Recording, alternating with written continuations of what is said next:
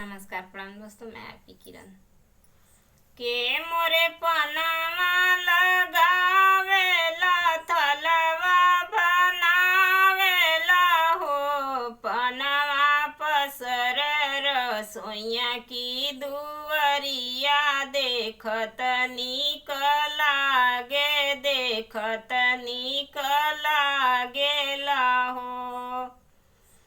बाबा मोरे पनामा लगावेला थलवा बनावेला थलवा बनावेला हो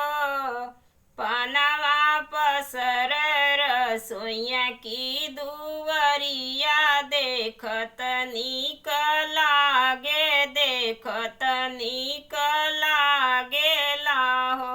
पनामा पसर रसोइया की दुवरिया देखत नीक लागे देखत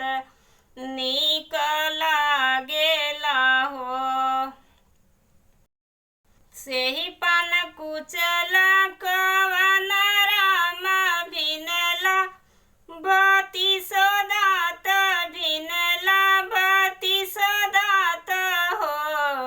पिचिया मारला कवनी रानी के आचरे आचर उनकर भाड़ आचर उनकर भाड़ला हो पिचिया मारला कवनी रानी के आचरे आचर उनकर भाड़ आचर उनकर भाड़ला हो। चाचा मोरे पनामा लगावेला थलवा बनावेला हो पनामा पसर रसोइया की दुवरिया देखत नीक लाग देखत नीक लागेला हो